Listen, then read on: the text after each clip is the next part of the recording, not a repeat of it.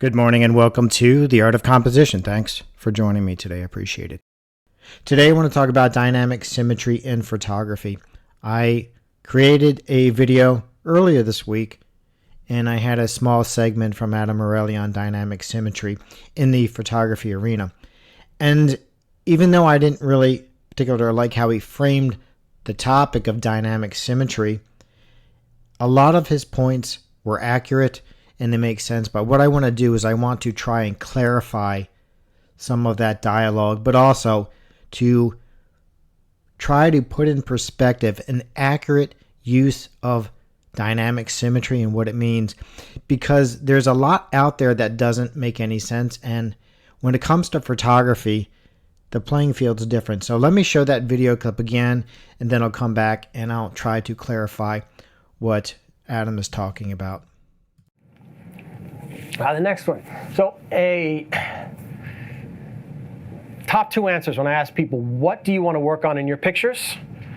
Two answers I get: lighting, composition. Now, the lighting part we kind of went over. The composition it's kind of a weird one, because composition is a subject that lands in an arena known as dynamic symmetry. And it is really boring art academic stuff. There are systems of design. There are people who have written loads of books on them. Jay Hambidge was an American educator who, my drawing teacher taught a lot through Hambidge's system, and you could understand all the different types of dynamic symmetry rectangles. It's where the golden ratio goes. All of that comes in composition. Now the funny thing is, a 35 millimeter negative does not fit the golden section rectangle. Right? A 35 millimeter negative has a ratio of 1 to 1.5. Golden ratio is 1 to 1.618, and the number goes out the door. It's super long. The point is that you cannot use a compositional tool that does not fit in the rectangle you're using. Composition is not figure placement. Figure placement is like where you put stuff in a picture. Composition is the relationship of the frame to the objects inside that relate to the architecture of the frame. So every rectangle has a native architecture. And you can see, I'm losing you guys already. It's super boring.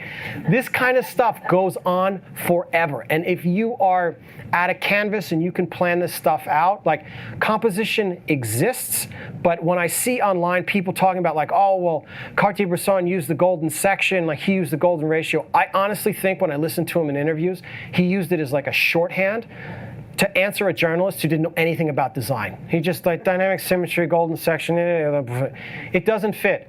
The golden rectangle in 35 millimeter photography, I liken it to, like, when you put a key in, you stay at your friend's house and they give you a few keys, and, like, you're trying to key and you can't figure out which one works. It's like putting a key in a lock, but it doesn't turn. It, like, the rectangle, it doesn't really fit. So if you ever see online a picture that has a Fibonacci spiral on it with a golden section, and there's this bit on the top and the bottom that's missing, it's because the rectangle doesn't fit. So anyone who's learned composition through dynamic symmetry, the way that it's like it actually exists, it doesn't work. All right, so aside from dynamic symmetry being boring, there's a few things that Adam mentions that are correct. And the first thing, he starts talking about how the golden section rectangle does not fit the 1.5. And let me show you what that looks like, because you find this online all the time. Here is a good example of that. Here is a 1.5 rectangle with a golden section rectangle placed inside. And Adam states you see a strip at the top and a strip at the bottom. That's correct, because a golden section rectangle is a 1.618, and as he says, it goes out the door forever. And it's true. That's correct. So the rectangles don't fit. I see this online all the time. It doesn't make any sense. And whenever I see this, it tells me right away the photographer doesn't really understand design. So that's the first thing he's correct about. The second thing he's correct about is when he says you can't use a tool that doesn't work. He starts talking about when you put a key in a door and it doesn't quite fit. What you see online, you see a lot of articles that state Henri Cartier-Bresson used dynamic symmetry, the genius of Henri Cartier-Bresson, and then they have all these examples with 1.5 armature rectangles on the Cartier-Bresson image, and it states he's using dynamic symmetry. The 1.5 armature is not a dynamic symmetry rectangle. So even though I sort of talk about it and I put it under the same umbrella, and that's okay. You can put it under that umbrella of dynamic symmetry, but the reality is that rectangle, that 1.5 armature that you see all the time, and let me show you what I mean. Here's an example from my user's guide of one of my photographs for the American Red Cross. That is a 1.5 armature. This is not a dynamic symmetry rectangle. This is not dynamic symmetry. And I have a disclaimer in my user's guide. Even though I put it under the umbrella of learning dynamic symmetry, if you want to get to the heart of the matter, when you put this rectangle on Cartier-Bresson's photographs, and you can do that because there are a lot of elements that come into play, and it's a useful design grid. I use it a lot in my own work. It's not the only thing I use, but it's a useful grid. But the reality is, this is not dynamic symmetry. This is a 1.5 armature created using intersecting diagonal lines at 90 degrees. Dynamic symmetry has its own system of rectangles, which includes the golden section, as Adam mentioned before, and I just showed you on the previous photograph, and then it has root rectangles. The only way to truly bring in photography in dynamic symmetry is to crop your photographs using root rectangles, and I'll show you what I mean by that in a second, or you overlap two root 4s and 1.5, and let me bring that up and show you what that looks like. Here is an example of a Cartier-Bresson photograph using an overlapped root 4. This is what Myron Barnstone is talking about in his teachings. He's saying the 1.5 is not a dynamic symmetry rectangle. Okay, so it's not dynamic symmetry. But to bring it in to the dynamic symmetry system of design, you overlap root 4s. Why? Because it creates a grid of squares, and a root 4 is a dynamic symmetry rectangle.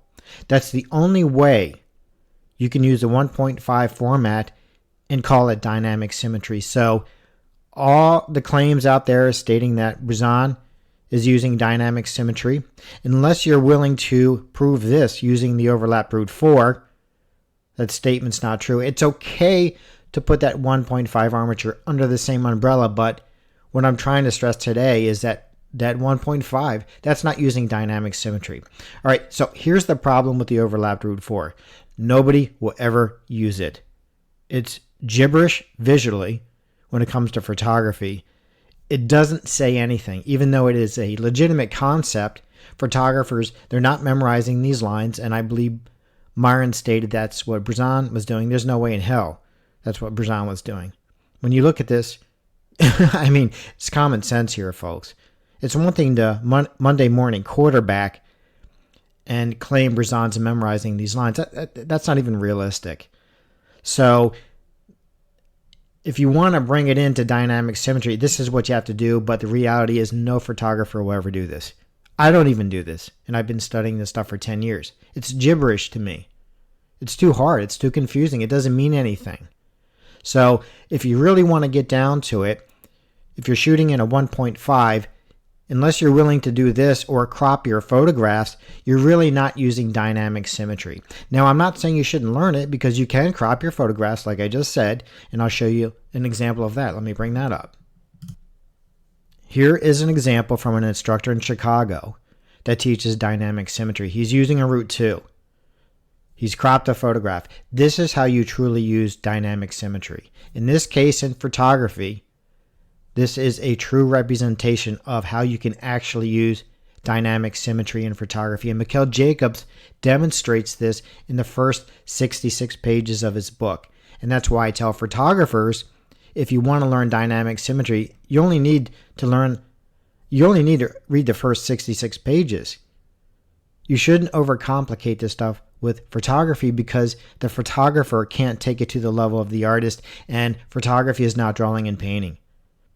So this is a perfect example of an accurate way to use dynamic symmetry in a Root 2.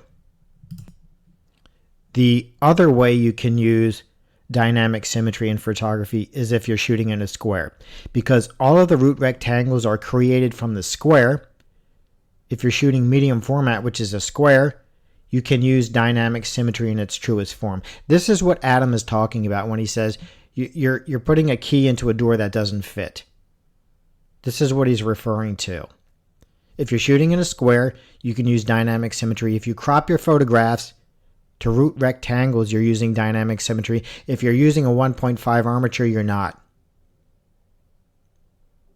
And the other thing that I see online a lot is photographers will take root 4s and they'll not overlap them, but they'll stack them and arrange them in this really weird way so that they can claim that their photograph is good because they're stuffing in all these root rectangles.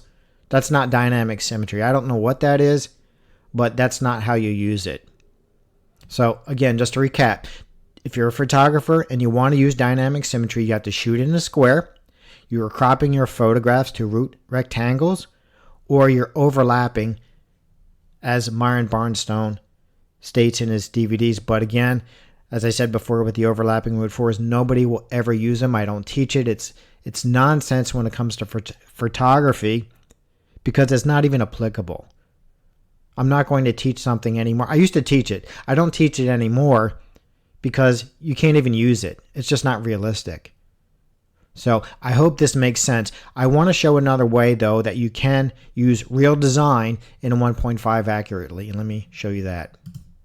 Coming back to this Cartier-Bresson photograph, I'm going to show how you can use the armature, the harmonic armature that I've been talking about for a while now. And I actually use this to analyze photographs. You can drop the harmonic armature on any 1.5 photograph and use it to analyze work. And this is where I'm going with my teachings in the future. Now, like I said, you can use the 1.5 armature. There's nothing wrong with it. I use it in my own work as long as you understand that's not dynamic symmetry. So when you see these articles online about Cartier-Bresson using dynamic symmetry and there's a 1.5 armature laid on top of it, just understand that's not dynamic symmetry. And as I said, you can put it under sort of that same umbrella, but it's truly not dynamic symmetry in its most basic form. So in that regard, it's not accurate. And there's a lot of talk about Andre Lott, and I did a video lecture about that this morning. You can't lump everything into dynamic symmetry. Andre Lott, I'm sure, used the harmonic armature. There's no doubt about it, because when I look at his work, I analyzed one this morning. It's pretty obvious what's going on there. Because the harmonic armature is universal, you can use it in not only the 1.5 photograph, you can use it in any size rectangle. And that's the reason I'm going in this direction, because it's much more universal, it's easier to use, and it's even easier to use when you're analyzing your photographs. All right, so let me point out a few things here already. When I drop a few lines from the harmonic armature, you can already tell. These diagonal lines right here, here, here, and in the hips. And then when I pull all this together, I'm going to show you, I'm going to outline it in blue and show you how and why this is a successful photograph. Not only is it successful, in my opinion, it's a masterpiece. This is what made Bresson so good, and this is why I'm hesitant now about claiming that Bresson is using dynamic symmetry, because there's so many examples where you can use a harmonic armature and they fit, and it's not documented what system of design Bresson used. And I fell into this trap too. I fully admit, when I started with the Barnstone teachings, I was like, oh, he's using overlapped root 4s and the 1.5 armature, and some things fit, but a lot of his stuff doesn't fit. So you have to look at design in the most realistic way. And when you're talking about photography, photographers, they're not taping grids to their camera. That's nonsense. There's no photographer in history that ever did that. There's no Magnum photographers that do that. And, you know, it's fine if you want to use it to learn how the armature works or whatever, but That's not even a thing. So all of that is nonsense. But you can use the harmonic armature to analyze your work after you've taken it, and there are benefits to that. And I talk about that a lot in my user's guide. The reason you want to analyze your work after you've taken some photographs, it helps narrow down which photograph is the best for your portfolio, because you want to show your best work to others, right? I mean, that's a pretty obvious goal. But you also learn in the process. Your visual literacy skills will get better the more you do this. All right, so I have the harmonic armature drawn out. Let me highlight in blue some of the elements that lock into place and why I think this is a incredibly strong design. All right, so I'm going to change this to blue, solidify the line, and thicken it up just so it stands out. There we go. All right, I'm going to outline, like I do in my other lectures, why I think this is a strong composition. You have this diagonal line here following the thigh in the man's, right here. You have this diagonal line also being played out right here. Okay. You have this horizontal line lining up with this part of the arm right here. You have this diagonal line following the direction in this area here down to here. I can drop a horizontal line just like I can in a painting wherever two diagonal lines meet. I can do it again here. It's following the path of her leg. But also here in this diagonal line, it's following the hips right here, this area. You have this diagonal line being played out. This photograph fits the harmonic armature beautifully in every aspect. I mean, just it's unreal. You have this diagonal line being played out here as well. Try that again. That was a mess. Right here, okay? In the arm. You have this diagonal line in the forehead being played out. This one as well, right here. There's a division right here. Vertical division right there. You have this diagonal line following this path in the window. There's so many things falling into place with this. It's hard to argue that it's a fantastic photograph. You have this woman leaning on this diagonal line right here, which is the Baroque diagonal line, as Myron Barnstone would call it. Okay? You have this horizontal line being played out right here. In this area of the woman. You have this horizontal line. Well, guess what? It lines up with these intersecting diagonal lines there. There's a lot about this photograph that falls into place. It is a strong composition. And you can use the harmonic armature to analyze your work because it's so universal. So let me eliminate the lines of the armature, and then you can see in a more basic way of how this is coming into play.